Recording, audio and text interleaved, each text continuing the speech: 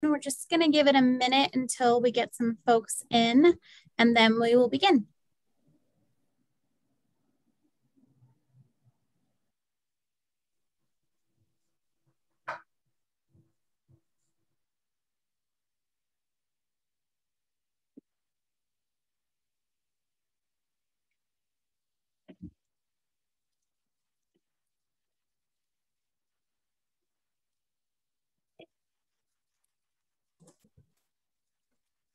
Good evening and welcome to the Education Series event, Homelessness Beyond City Limits.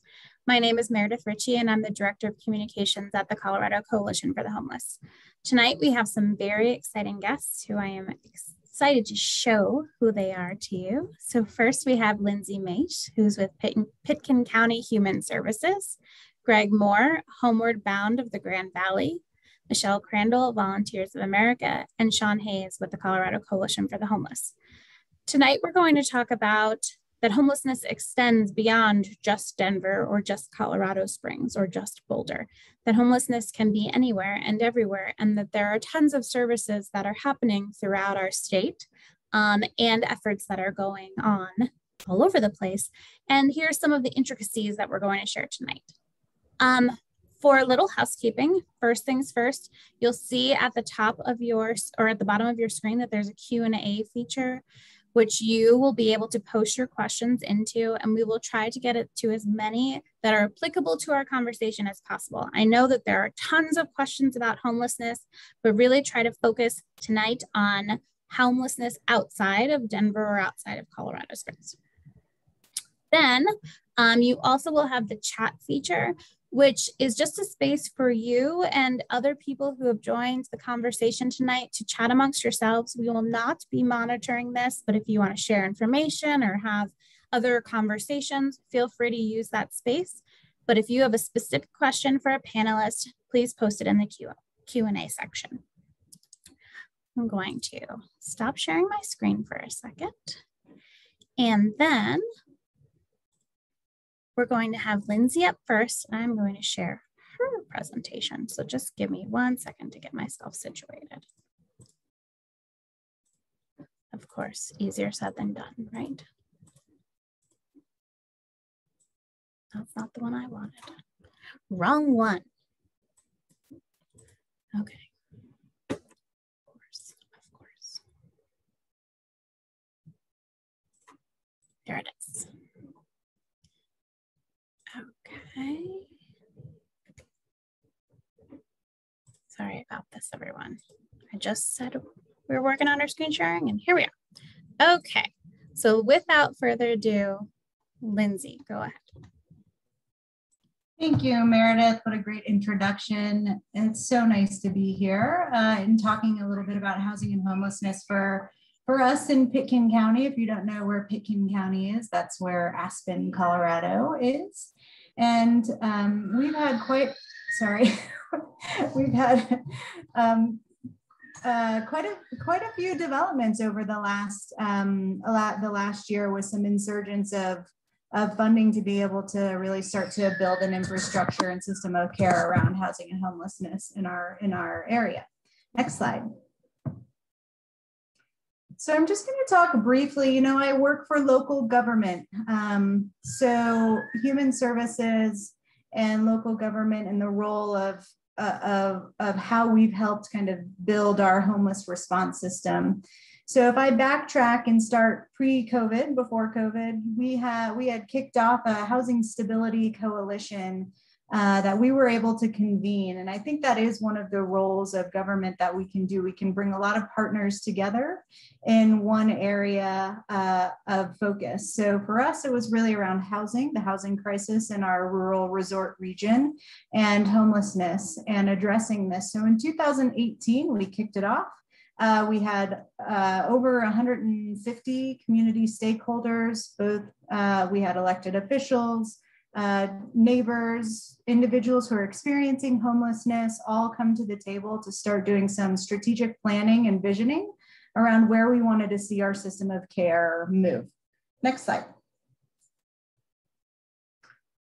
Thank you. So one of the I would say one of the perks to working for local government is that we have, that's a little bit different than nonprofit. And I say that coming from the nonprofit sector originally, is that we have this ability to take risks in a different way than we could in the nonprofit world. So what I mean by that is we have infrastructure in place as local government that gives some sort of trust around for big grants, for things like DOLA grants and Department of Housing grants, because we're able to front load a lot of our services. We have a lot of the money available in at least in our county, we have a lot of the money available that gives us the opportunity to start building the system of care with the anticipation of reimbursement later.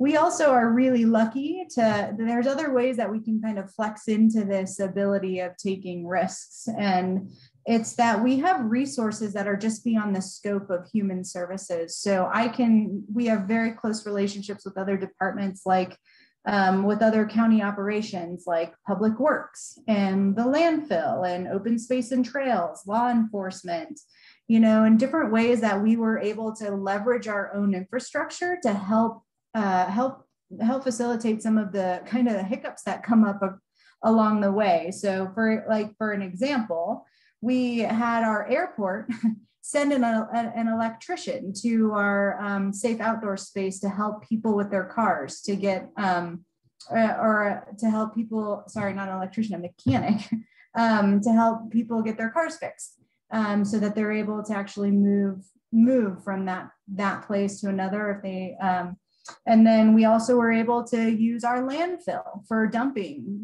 from the safe outdoor space if there was any trash or any compost or things like that. So we were really able to leverage some of the other departments within our county, within the local government, to be able to do that. This picture here is a picture. We worked with our GIS department to do some mapping of our safe outdoor space that popped up as a result of the insurgence of COVID-19 ESG funding that came through, that we were able to really start building this infrastructure from the ground up. Next slide.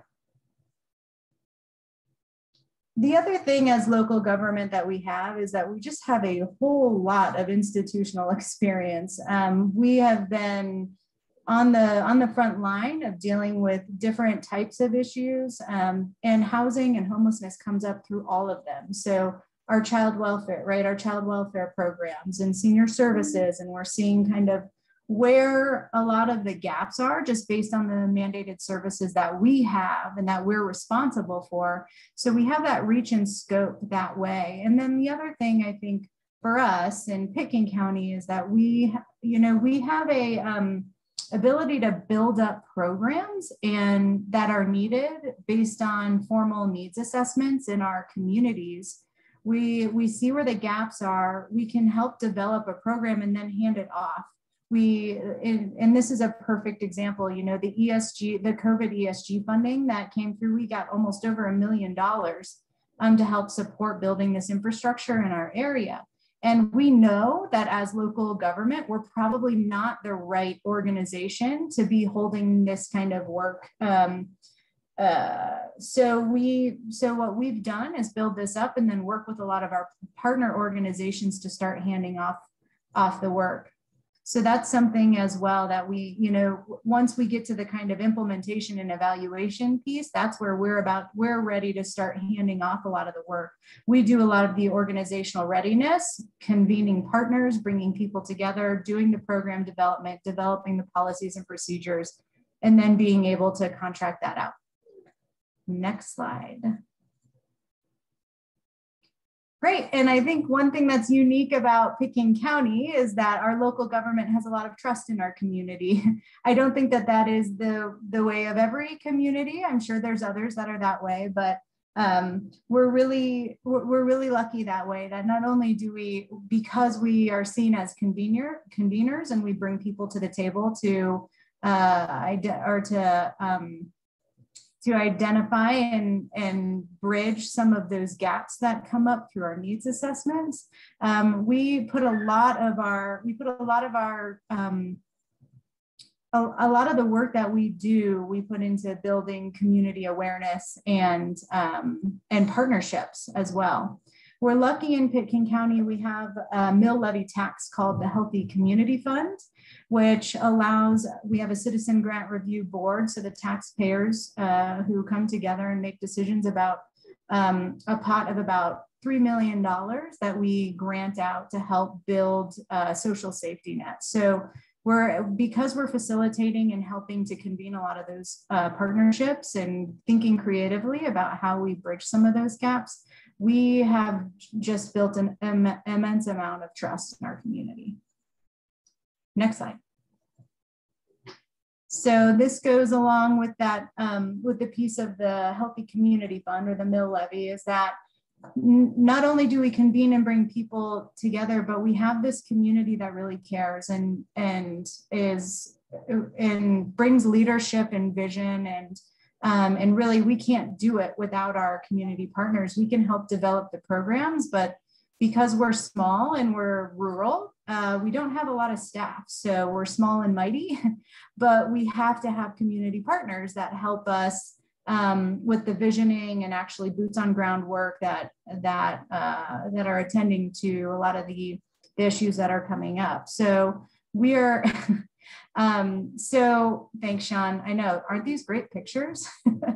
So we're lucky in this way that we have all of these elements to help us be in a position really to start thinking even bigger now. You know, we went from being a community that had very little or no ESG funding to now being a region that has, I think, almost over $2 million. So this last year has been huge for us and has positioned us, hopefully, as we move forward, to really, you know, now that the kind of basic groundwork and foundation is being built on how to support individuals who are unsheltered, we are really in a position now to start doing bigger work and considering things like, you know, acquisition of property. And like, we were not even there a couple of years ago. So because of this, we're now in a position where we can start thinking through some of those things. I think that's my last slide, is it? Yes, it looks like it. Thank you. Yeah, thanks everyone. So if you have any questions for Lindsay, feel free to put them in the chat. We'll get to them as soon as we get through the rest of our speakers this evening.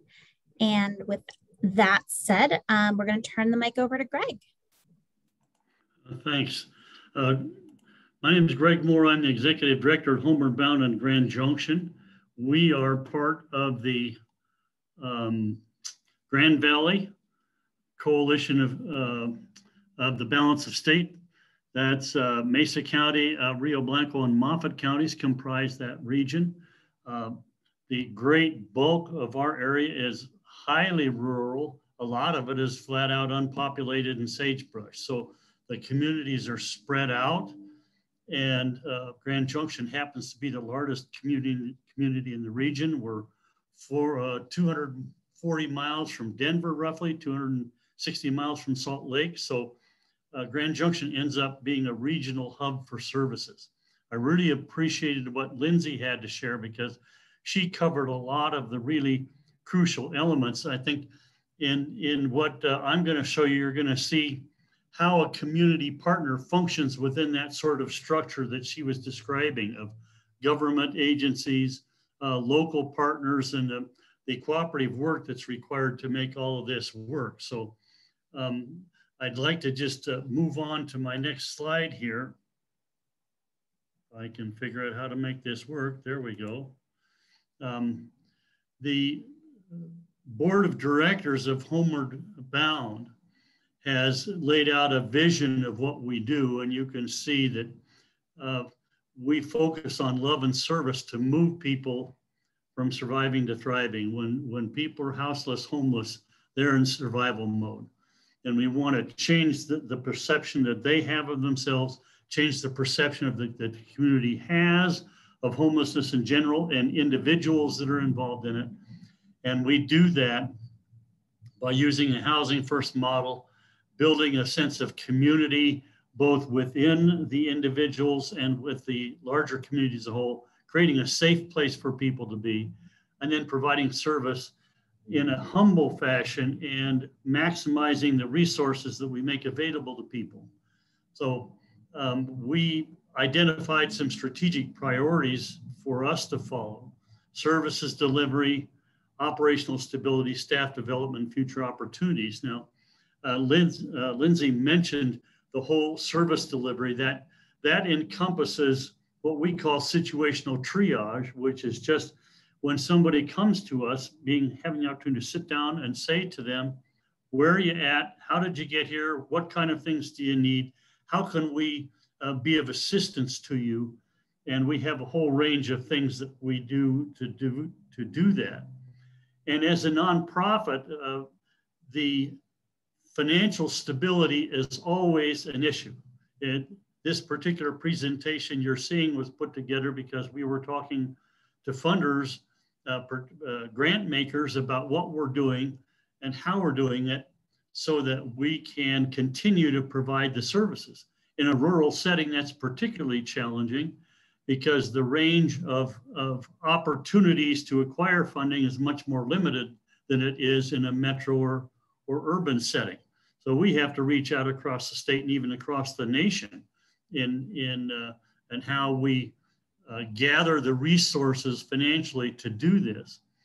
And as a small nonprofit, learning how to accurately acquire and present data in a way that makes sense to people is a big challenge. In addition to that, in rural areas, Mesa County happens to be historically an area where the pay rates are low and the cost of living is average or above average. So we have real issues with finding and retaining qualified staff to work with the individuals that we serve. And so we spend a lot of energy developing ways to do that. And then, as Lindsay mentioned, this whole last year and a half with COVID and all the funding and things that have come through has created a sense of opportunity that I think is unique to this time. And we are doing exactly what they did. We have a community task force to look at the housing spectrum and see where we can plug in and create some more affordable housing. And in addition to that, we're working with a group up in Craig to help them start a shelter up there because they don't have anything. And Craig is a town about 150 miles from here up north that is in desperate need of some assistance. So that's another place where the community isn't just here, the community is the region because it takes all of us working together. I'm gonna move on here. Another part of what happens here is identifying the subgroups that are underserved. We identified that families were underserved. So about 4 years ago, we began raising funds to build the Pathways Family Shelter. And we're now serving an average of 70 to 90 family members a night in this facility who are in need of the kind of services that are available here. In addition, that made it possible for us to begin to offer what we call recovery living purposeful work. Recovery living for people that are struggling with some form of addiction or substance use. It's a longer term residential program for them to be able to find a place where they can get some assistance, get stable, get sober, and prepare to move their lives in a different direction. We combine that with employment opportunities and other things so that by the time they're done, they have a reasonable shot at staying sober. And that's a unique situation in this region, in the Mesa County region at least, because there wasn't anything specifically like that. There's other programs that Mind Springs and other organizations operate, but nothing that was specifically oriented to people who are homeless. This slide gives you an idea of some of those things: recovery, living, purposeful work, and the emergency shelter services that we provide. And last but not least, to give you an idea of how an operation like this is funded, as you can see, We rely primarily on individual and business donations. Another significant portion of our funding comes from private foundations and grants. And then another portion of it comes from government sources such as the ESG that Lindsay was referring to. I would say this, in a rural area, the ability of communities, I know Lindsay is part of our coalition meetings as well. It takes all of us working together because people tend to move from one community to another, particularly along the I-70 corridor. So someone might be here for a while, and then during the summer, they might be where Lindsay is, or down in Durango, or other places, moving around. And so it takes all of us keeping these services available. And I'm so grateful we have the opportunity to be part of the Balance of State Coalition, because it provides the impetus for us all to keep talking to one another and learn best practices and see what everybody else is doing. So that's what I have to say. I'm going to stop sharing, and thanks for letting me talk here. Thank you, Greg. Appreciate that very much. That was very insightful. Again, if you have questions for Greg, please feel free to put them into the Q&A portion of the webinar at the bottom of your screen. And then next up, we have Michelle. Michelle, please feel free to begin. Hello, everyone. Thank you for giving me the opportunity to speak to you all today. Like Meredith mentioned earlier, my name is Michelle Crandall, and I work with Volunteers of America. I'm our Associate Director of Programming outside of the Denver metro area, particularly focused on veterans and other adult populations. I think it's really important to mention up top that while I've been working with rural and frontier communities for the past 2 years, I actually don't live in a rural community. So I just want to acknowledge that before I move forward.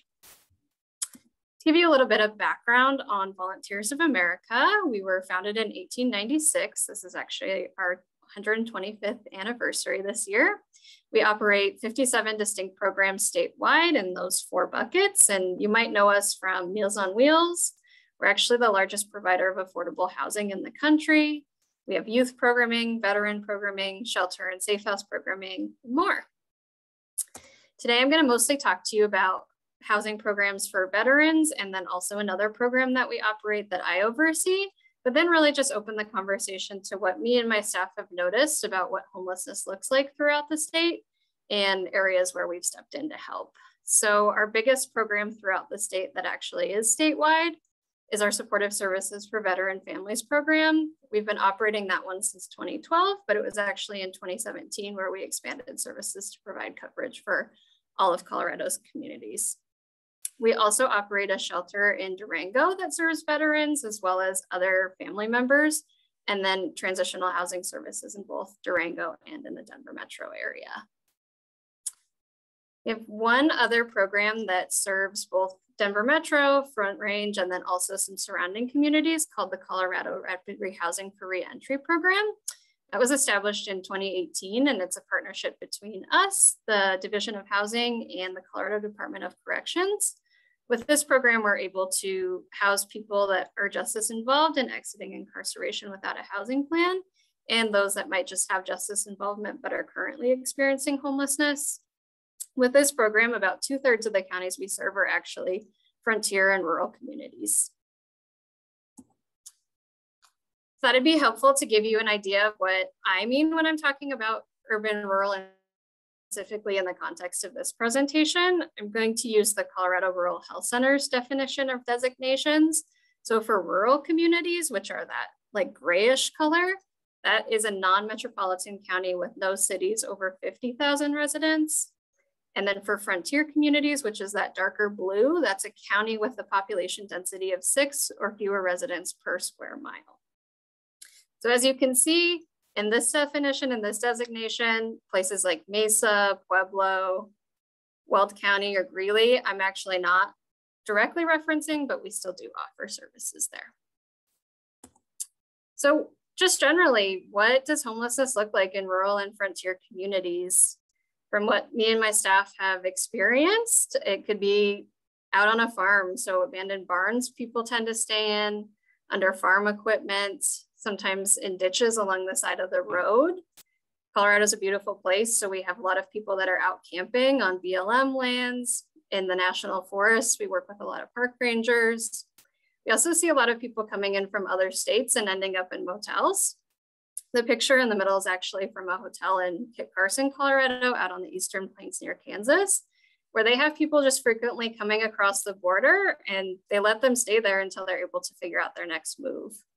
We have people that stay in trailers without running water or heat in the winter. And then the last picture included was actually a ski resort picture. So we have a lot of people that come as employees and they get that employee sponsored housing up in the resorts. And then when the season ends, they don't have a housing plan and housing's really expensive. So it can look a variety of different ways in rural communities. And speaking of VOA and the work that we do, we've actually helped people experiencing homelessness over our last fiscal year in many different counties. So everywhere that there's a star is where we actually helped someone during our last federal fiscal year. And I thought it'd be important to show physically that we've helped people in so many counties, because we tend to get the perception that there are no people experiencing homelessness in Jackson County. There's very few people that live there in general, but in fact there are. And there are people out in every community that need housing. So what do the services actually look like throughout the state? I think Greg and Lindsay did a good job explaining what it looks like in their regions. And this is more just general, but throughout the state, we have larger nonprofits that provide services statewide, such as Volunteers of America, the Coalition for the Homeless. The Food Bank of the Rockies does a lot of work in all communities providing essential food services. Local nonprofit organizations pick up a bulk of the work doing that local work, like Greg mentioned. Churches do a ton of work throughout the community. People really lean on their local churches to help out. We rely on law enforcement like the State Patrol, sheriff's departments, park rangers to help us find people who might be in need of services. Community members and neighbors do so much work, and that cannot be understated in rural communities. It really is neighbors helping neighbors. Local libraries help connect people to statewide or national organizations that can also help and help connect them back with family. Health centers and health clinics have been really helpful in asking questions about where people are staying when they're coming in to receive services. I already mentioned local motels and their impact, and then also Energy Outreach Colorado, which is usually run through local nonprofits or the funding's handed down, helps people with essential like heating and electricity services. So some challenges that me and my team have seen are in some ways similar to metro areas and then also very different. So just like in Metro Denver, housing stock is an issue throughout the state. There's very few opportunities for finding actual places to stay. Usually there's no available rentals out there. Something that's unique though to the rest of the state is that there's really some few opportunities and no opportunities for people to age in place or go into assisted living. So we'll have people that have been in their community their whole life and are facing the choice to potentially have to leave just to be able to care for themselves. We've also noticed that over the last year, we've gotten some emergency housing vouchers coming into communities for the first time, but the voucher limits are too low, even for rural areas. So there's a demand, and unprecedented in some ways in some parts of the state, with construction, oil, wind turbines going up, and all of those companies really taking up the housing stock.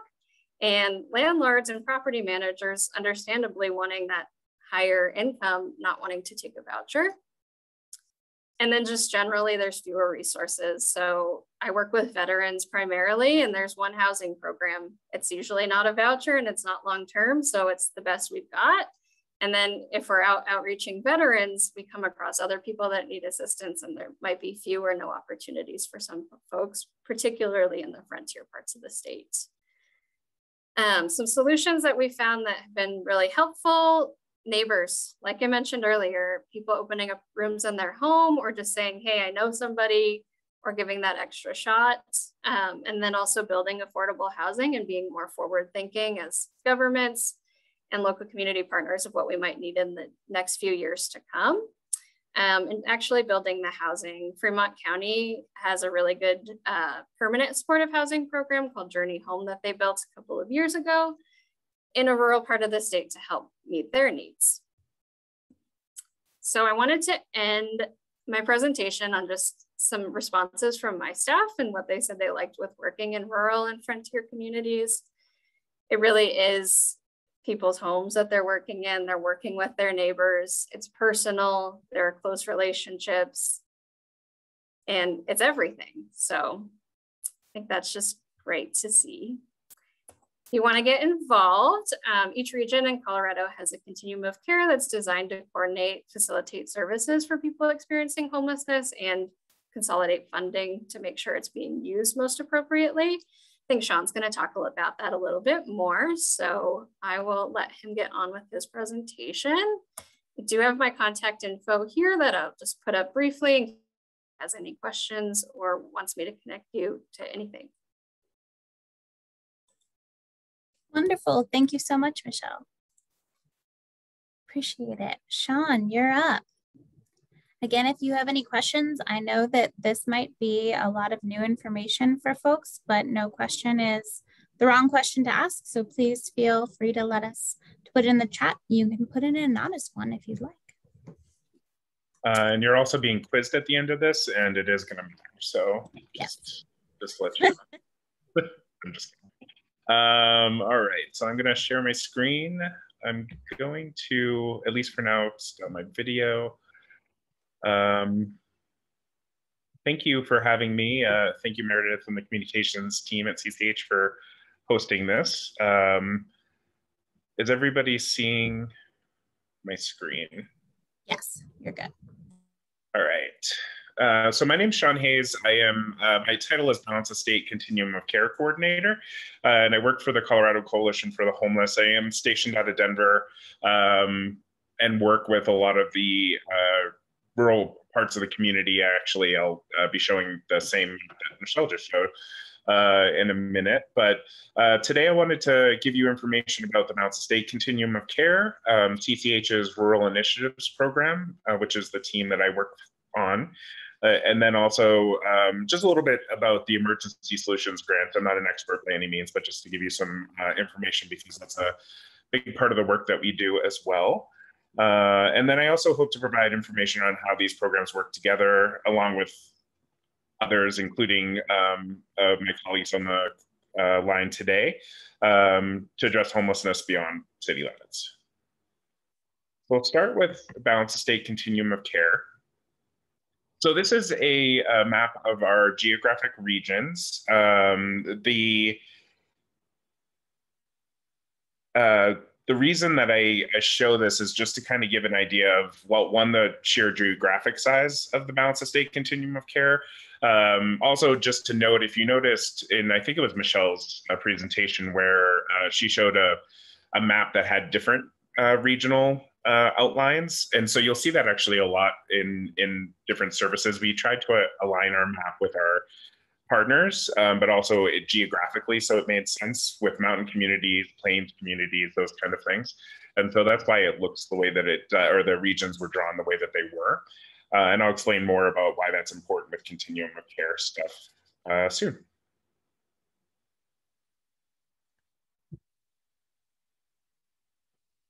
So HUD Continuum of Care funding serves homeless populations through permanent supportive housing, or PSH, transitional housing, or TH, rapid rehousing, RRH, supportive services, and then HMIS, or homeless management information system projects. And then the funding for continuum of care is accessed through an annual application process.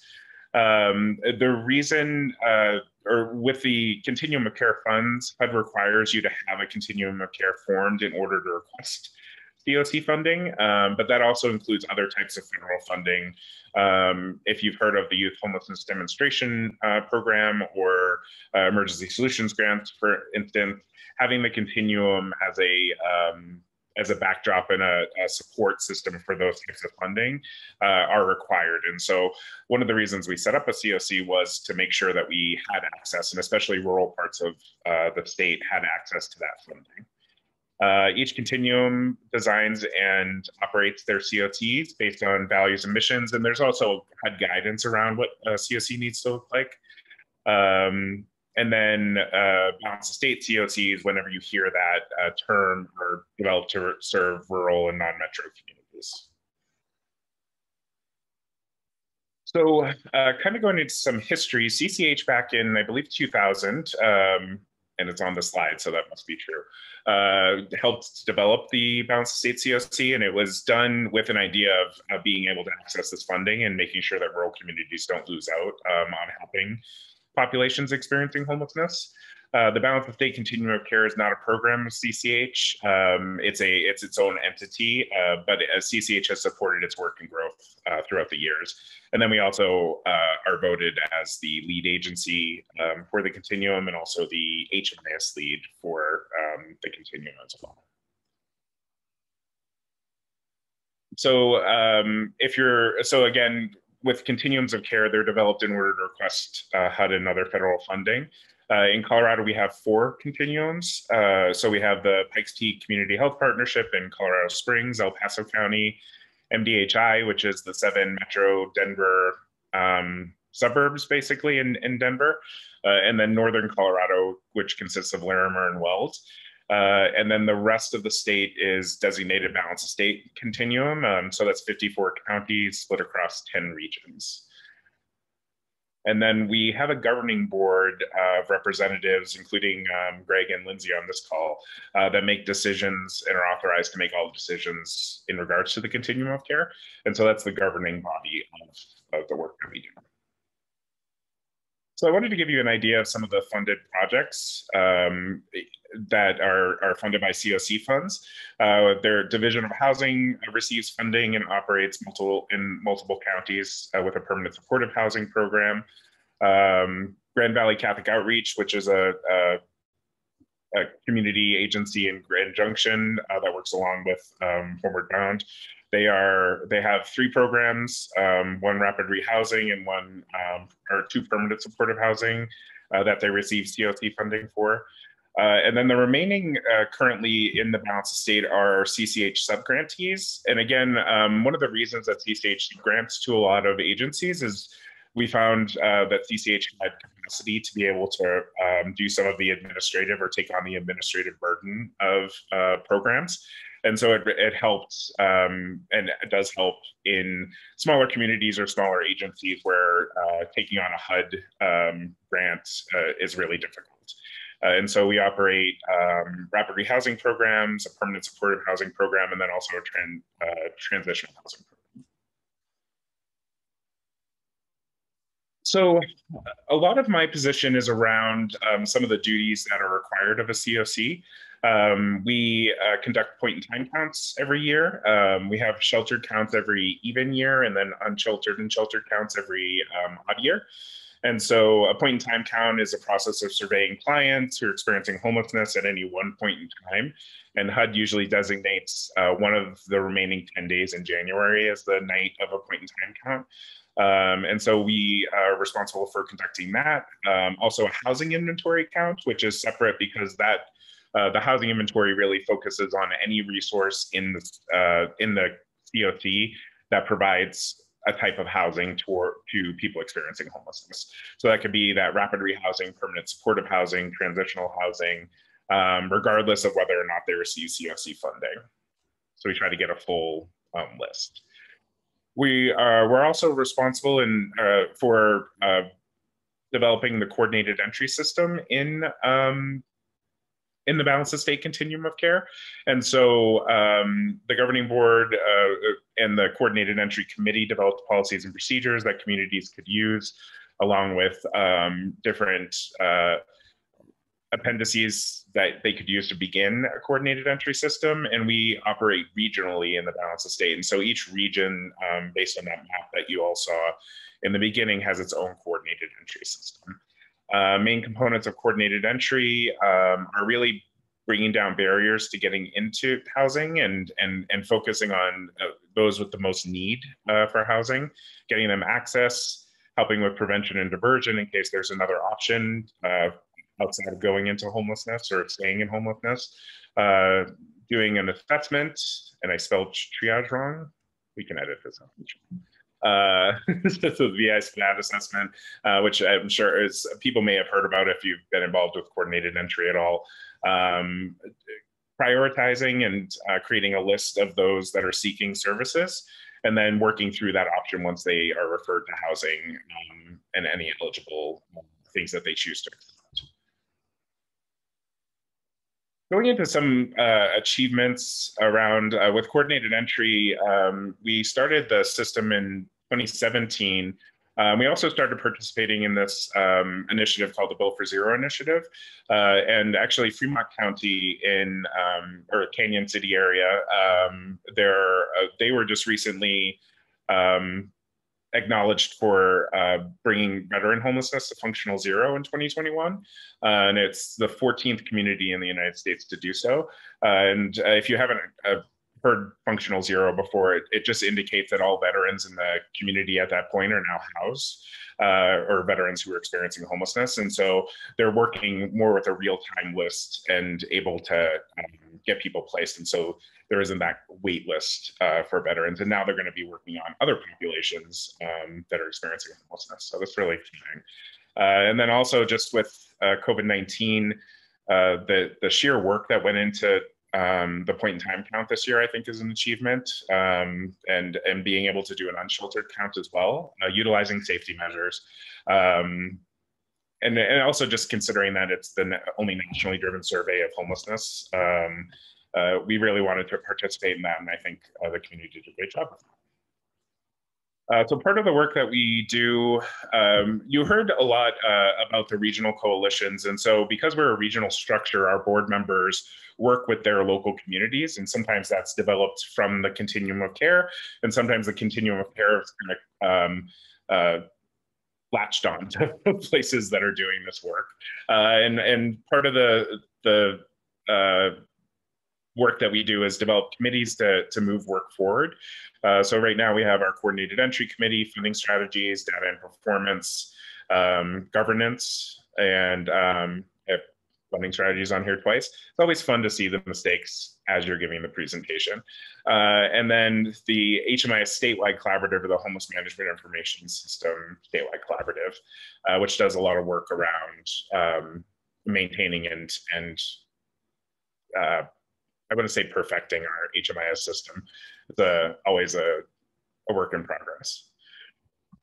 So my team, the Rural Initiatives team, is it's a program that's operated between CCH staff and nonprofit service providers in small cities and towns. We have Pueblo, Sterling, Fort Morgan, Canyon City, Trinidad, Durango, Glenwood Springs, and Avon. We work with local agencies in those areas to provide 5 rapid rehousing programs, 1 permanent supportive housing program, and 1 transitional housing program. And I do think it's important to say we also serve 5 programs that serve survivors of domestic violence across the state. And so I think that's important because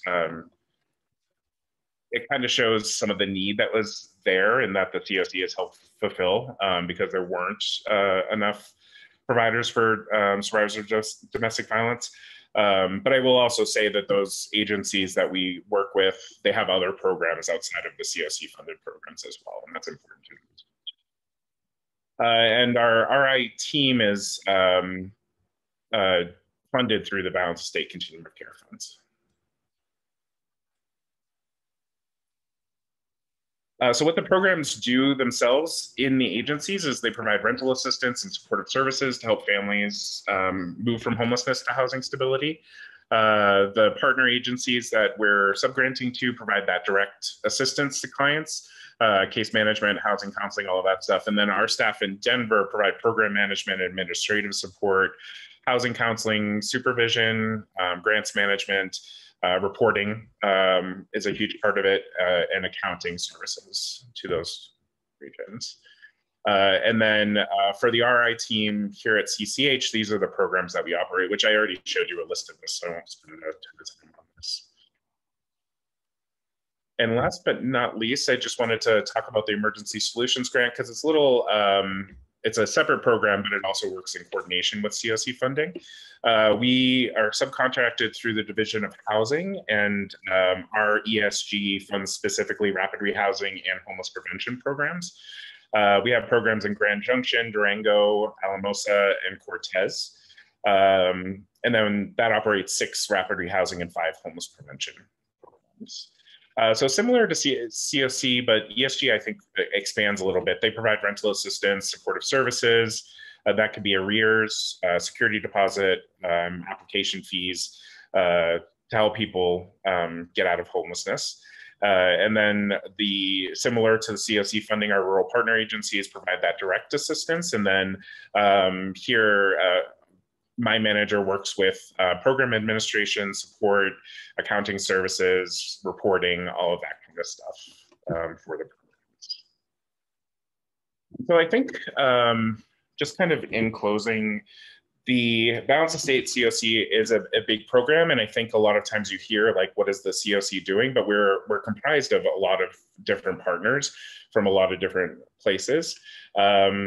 The Rural Initiatives team at CCH has been around since the mid-90s and has been working to respond to homelessness in rural parts of Colorado. And then while COC and ESG funding aren't enough to end homelessness in rural parts of the state, it did provide structures, or it does provide structures to set up funding sources and bring together a wide range of services, including those that have presented this evening. And then also including people with lived experience to make sure that their voices are heard in that development. So yeah, that's really the end of my presentation. I'd be happy to answer any questions. And thank you all for being here tonight. Thank you, Sean. I appreciate that. It's complex. There's lots of things that are happening all across the state. And I think that that's one of the most important takeaways is that there is a lot going on. And just because we might not necessarily see it doesn't mean it isn't churning and burning. So that's a really important point, I think, to make. I don't see any questions in the Q&A, but I have lots of questions. And I imagine other people have questions that align to these, so I'm going to ask them. And feel free, any of the panelists, to speak up if you have an answer to this. I just would be curious can you kind of share a little bit more about the complexities of rural homelessness that someone who might be from Denver who's listening in right now just might not have any understanding of?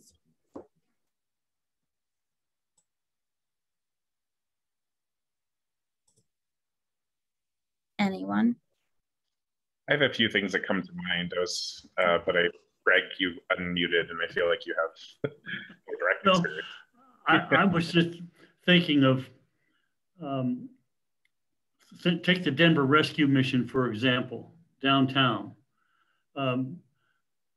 They serve 12 to 1,500 people a night, put people on buses, take them to their dorms, bring them back. And that's all within about 5 to 6 miles of their location, max.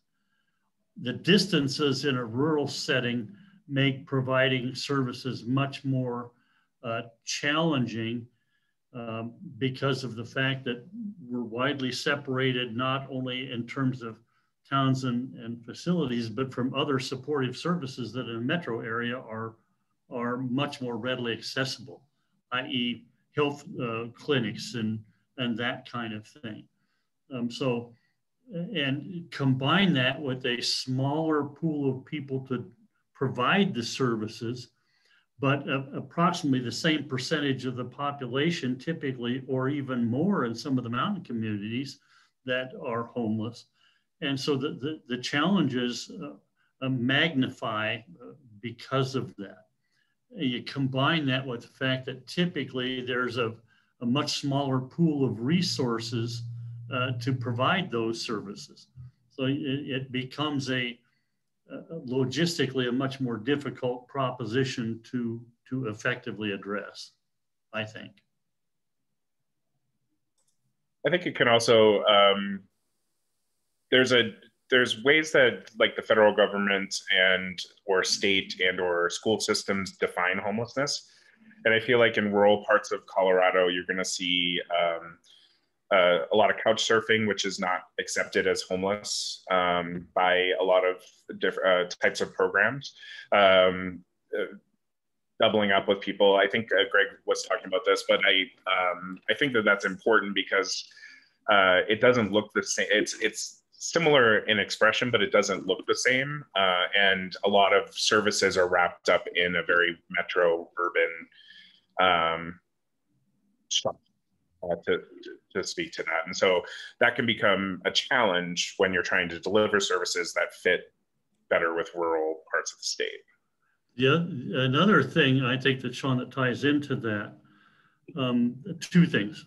One, at times the issue of homelessness in rural areas tends to be a bit more invisible because people are out in the forest or other places where it's not obvious. And in a metro area, they're right camping on the sidewalk. Here we have them all up and down the river, for example, and out in the bush where you don't see them unless you happen to walk right by. We know they're there, but it's not at times as readily visible as it would be in perhaps other settings. So that also complicates the matter of even knowing what the real scope of the need is. You combine that with the fact that all of our communities are experiencing the very real lack of affordable housing. And by affordable, I mean for people that are at 30% of AMI or less, and a good portion of our labor force is in that category. They're rent challenged no matter what we do, and you combine that with a less than 0.5% vacancy rate, things get very difficult very quick. I have right now, today, as we speak, 50 people in our shelter who are working full time who cannot find a place to live. 50.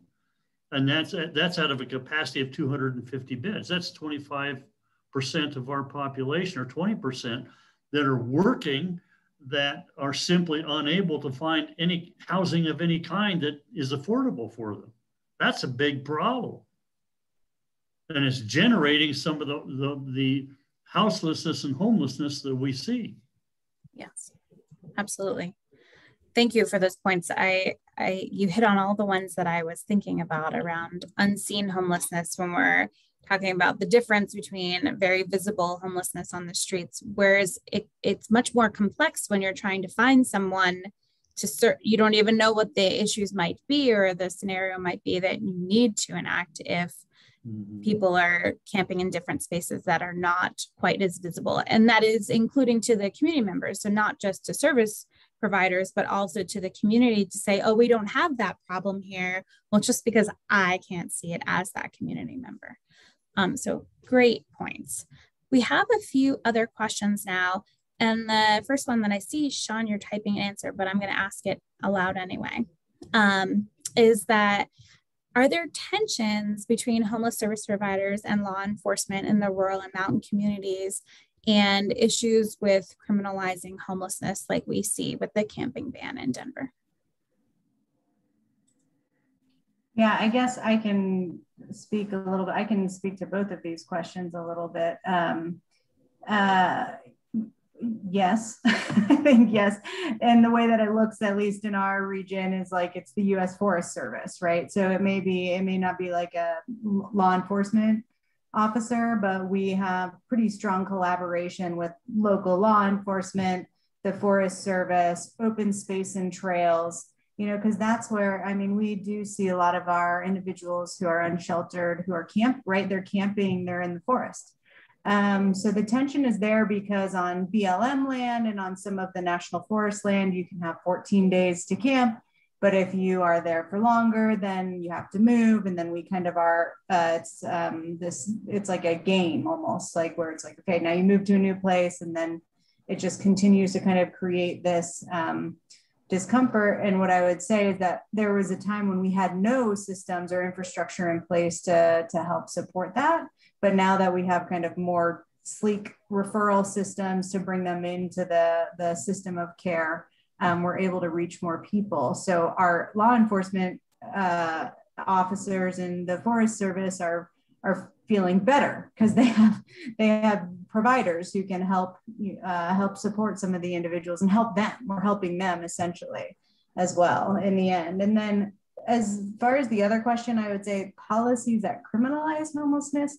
I don't know that I've seen a ton of, I mean, we see that more with like mental health and substance use that are kind of criminalizing some of that, not specifically around homelessness, but what I'll say is that there are some extremely oppressive systems that are not here to support individuals. You know, like what Greg was saying about the percentage of individuals that are working. We did a focus group, and almost 80% of the people that are unsheltered in our area are seasonal workers, right? They're working in the winter where they have housing, employee housing. Summer comes through, they don't have anywhere to go. They're still working, but they cannot afford a place in Aspen. I mean, I can't afford a place in Aspen. I live down back, you know, it's hard to live there. Our, you know, I think our poverty, like the poverty level is something, it's something crazy. So, but what we do see in our area is that there is literally no housing available for seniors who are low income. Like it just doesn't exist in Pickens County. So we're kind of starting to do a lot of that housing search and placement, building landlord relationships, talking with our housing authority about this is a gap. Have you noticed it? Do you know it? And how do we, you know, it's kind of ground up, but we're starting to kind of bridge some of those things. So, and not so much as policies that criminalize, but certainly policies that oppress certain groups of people from having the ability to get into any sort of housing. Like if you have a felony, forget it. You're not getting into housing anywhere. Right. Absolutely. I want to make sure that we get to this last question because this is always an important one and we have 2 minutes. So quick as we can. How do we help as residents of not necessarily in those counties, of residents who might not be able to throw money at the problem? How do we help? I could take that because as coordinator, there are different things that happen throughout the year. I'm thinking specifically the point time count, but it's difficult because that geographic distance does make a difference. Part of me is wondering what area you're passionate in regards to homelessness, and then potentially connect with agencies in rural parts of the state. Also, just being a voice to recognize that homelessness does occur in rural communities. That it is maybe it's not the numbers that you see in metro communities. However, if you look at it proportionally to populations and work, it's a big deal. And so being that voice, that education piece for people, and to make sure that rural homelessness is not left off the table when it's being discussed in spaces you might be in. Those are some ways, but I would say I'm going to have my contact information somewhere here. But if you're interested in diving more into that and maybe finding something, I'd be happy to talk to you about that. Go ahead and put it in the chat if you want, Sean, or you can send to me. I'll put it in the email that I'll send out with additional information. Anyone else have last ways of advice that folks can engage and support?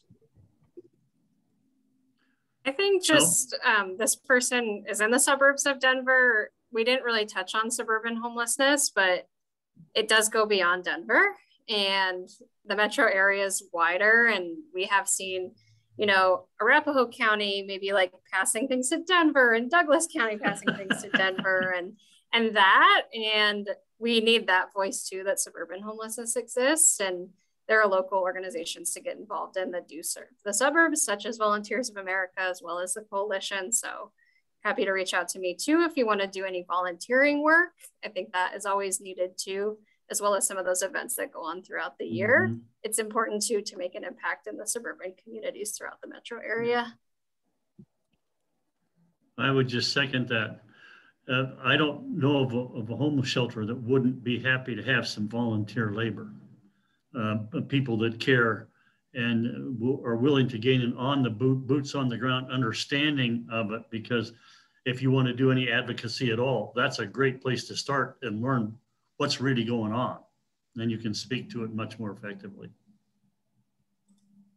Absolutely.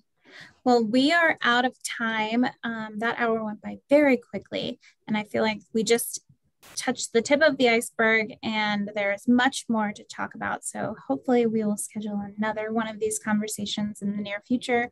Thank you to all of our panelists for the evening.